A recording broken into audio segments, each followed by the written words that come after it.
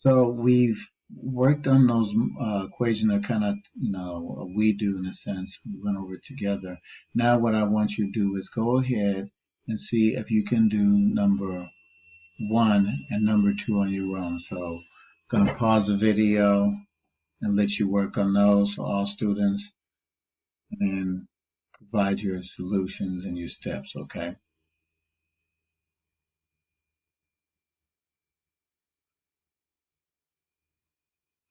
All right, so now what we're going to do is we're going to deal with a little more complex form of equation, and this one has a distributive property. So let's see how our use of the letters change and what's happening here in this situation. So we'll go up here. I have 3 times the quantity of t minus 6.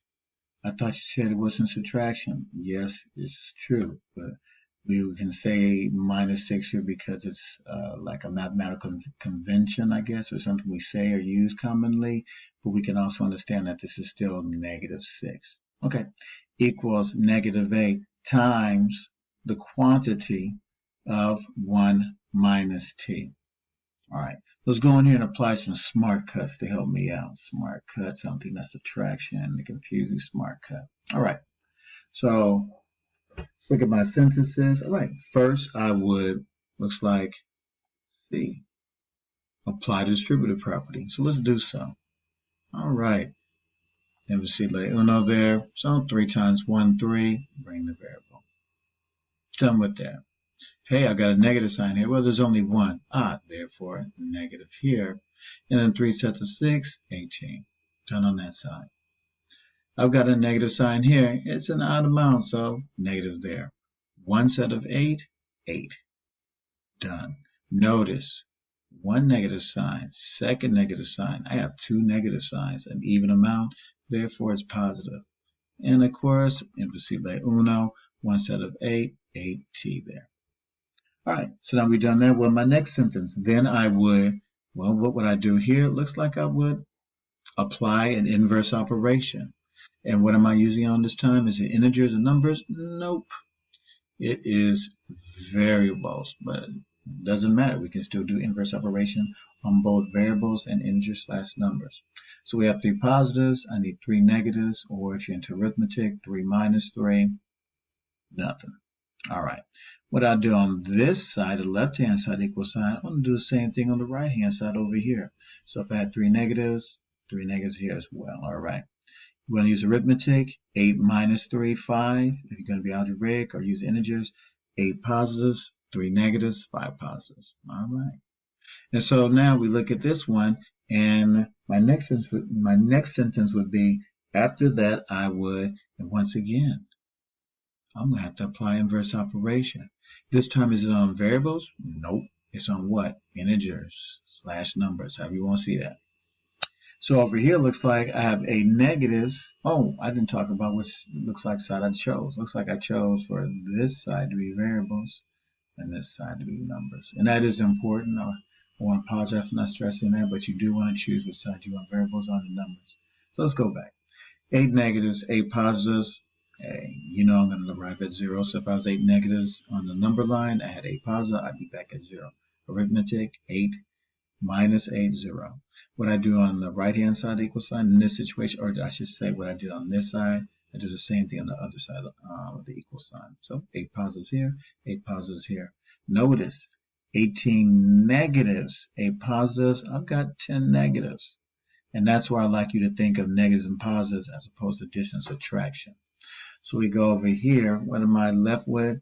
My next sentence would be, and finally I would, and you already know, EFB, baby, divide the remaining variable's coefficient by itself. Hey, remaining variable over here, 5t, divided by 5.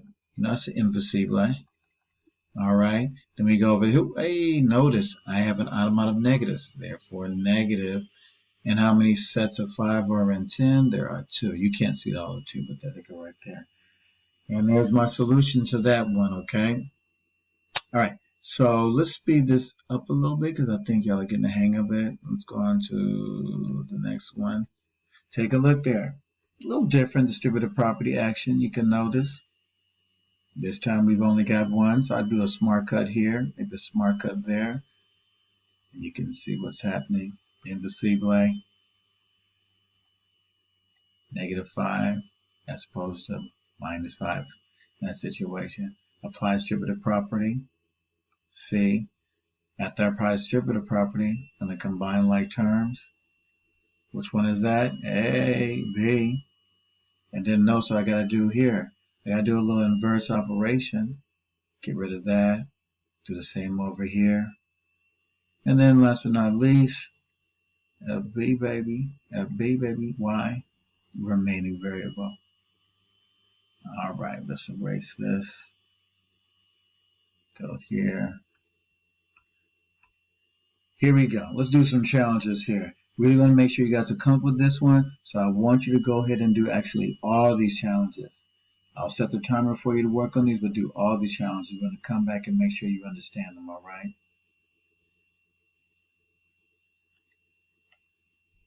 Let's go into our last group of equations I'll be working with here. So these equations are ones that can be intimidating, okay? One option is to go ahead, like it says on letter F, you can go ahead and turn these into decimal numbers and distribute out. Most of the time, though, we like to keep these as fractions, so I'm going to show you the fraction way. So let's take a look at this one. It can be pretty intimidating, right? Because it got all this fractions and everything here. So it says 1/4 times the quantity of P minus 5 equals 3. See it this way. 1/4 of some number minus 5 times whatever that value is times 1/4 is going to give you 3. So let's take a look here. And let me get my instrument here. So fraction, intimidating. So you want to get rid of this fraction as soon as possible. So notice, if I was to multiply the reciprocal by the reciprocal of 1/4, you can see how this would give me 1. And that's what I want as a whole number here, because fractions can be a pain in the keister. So let's take a look here. Let's take a look at this idea of how that turns into the invisible and so on here. So notice, if I have 1/4 here and I multiply by 4/1, let's look at the example here. I got 4 times 1, remember, in a sense. And then I got 1 times 4. Can you see right there? And notice I can cancel that out. Cancel out the 4, cancel out the 4. I mean, I've got 1/1, but that becomes 1. And that 1, let's see if I can go, and that 1 there, and I'm going to have to erase all this stuff in a second, but that 1 becomes that coefficient. So let me go ahead and get out of this. All right. So let's go back here. But you can see how that 1 here becomes that coefficient there. So then when I multiply that by 1/4, it gets rid of, when I multiply this by 4/1, it gets rid of, in a sense, this 1/4. And you can see how we got rid of it. It wasn't magic. You saw the mathematical operations there. So now, hey, nice and easy. Let me erase this. So clear that. So now you can see how we got rid of that. Well, Mr. Heath, why the 4 over here? Here's the reason why. I must apply this same multiplication to every term, all right? Well, you didn't apply this distributive property. Well, I don't have to, because as long as I go and turn this to a whole number, then I can apply distributive property. So that's the reason why. But notice, this 4/1 right here can also be seen as just 4. And here's the reason why. How many sets of 1 are in 4? 4. It's very uncomfortable for most students to see this. So we use fraction chart numbers with fraction numbers. So that's why I put the 4 over the 1 here. But notice this is a whole number. So why put a fraction with a whole number? That can be confusing and intimidating. So I'll just go and just put the 4 here. So that's the reason why. And 3 sets of 4, of course, is 12. All right. So what I did was I found the multiple of the denominators. There was only one denominator here. So what's the smallest number that 4 can go into? Itself. Okay. So in that situation, I chose 4/1 because that was the smallest multiple. Sometimes you get two fractions, so you might have to choose the smallest multiple. Let's say if that was 1/4 and maybe it was 1/2 there, you'd have to choose 1/2, or 4 in the situation. 4 would still work, but I choose that. So let's go over here and take a look. We have P minus 5 equals 12. So looks like it's time for A. Apply inverse operation. So 5 negatives, 5 positives, Zippo. Or 5 minus 5, 0. What I do on one side of the equal sign, do on the other. So, 12 positive, 5 positive, 17 positive. Or 12 plus 5, 17. So the value of P is going to be 17. Okay? All right, so let's clear this up here, erase. And let's have you take a look at some challenges and work these on your own. Oh, let's talk about this challenge here. This one's an interesting challenge before I have you guys do any others here. So this one doesn't involve just 1/4. It involves 2/3. And sometimes just seeing that amount of different type of digits can freak out people. So let's actually go over this one as well, okay? So let me get my writing tools here. All right. So I have -2/3. That can be really intimidating. This work right here can seem intimidating. So let's make sure we can go through it. We can build up our confidence, all right? So let me erase here. So I have -2/3 times the quantity of 4 minus y equals 6. Or once again, 4 minus some number times -2/3 will equal 6. So what do we do here first? We want to go ahead and immediately turn these things into whole numbers to make our life easier. So I find a multiple of the denominators. Hey, lucky, there's only actually one denominator, and that's 3. So all I got to do to get rid of all this crazy looking stuff is multiply by the reciprocal of it. 3/2, negative, and then -2/3. And notice, once again, let's look at this work here. I'm going to take that same work we got here, slide over, so we can talk about a little more in depth, okay? So let's go here. I had the original -2/3, and notice I did -3/2. You can see if I do that, it gives me 3 times 2. Well, that goes back to that right there. And if we have double negatives, I already know like there's a negative here, a negative here. I know it's going to be positive, so I don't really worry about that anymore. I just worry about the multiplying. So you can see our 3 times 2 here, and hey, our 2 times 3 here. Cancel out, cancel out, cancel out, cancel out, because they have them in common. What they have left, they have 1/1. You know how many sets of 1 are in 1, and that's 1. So that's why all of this stuff here becomes just this here. And multiply here. Well, what I do on this side of the equal sign, I must do on the other. So notice I go over here to the 6, and I multiply by the -3/2. Hey, wait, Mr. E, you said that you don't have to, if it's a whole number, you can multiply the fraction and turn to a whole number.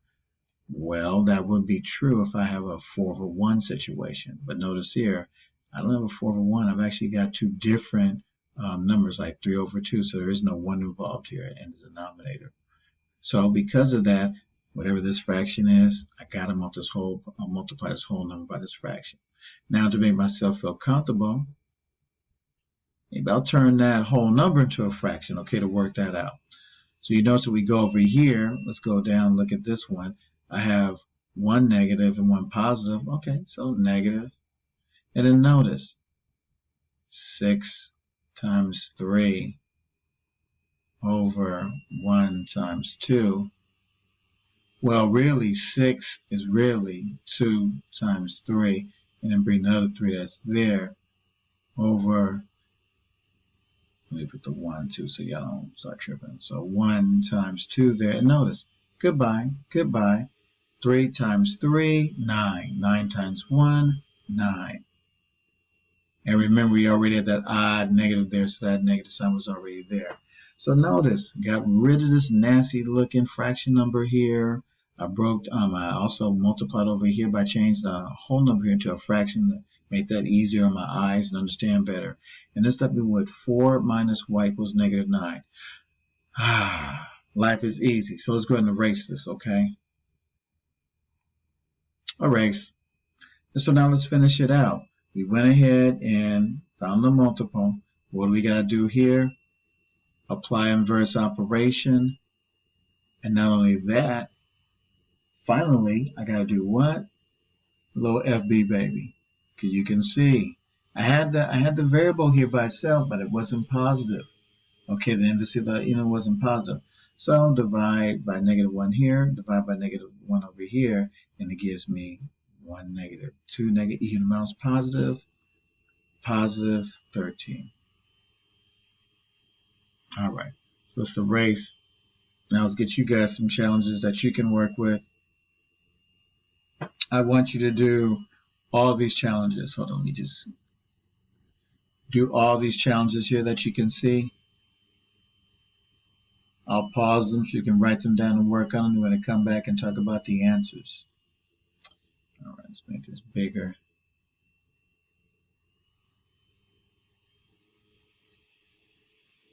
And there we go again.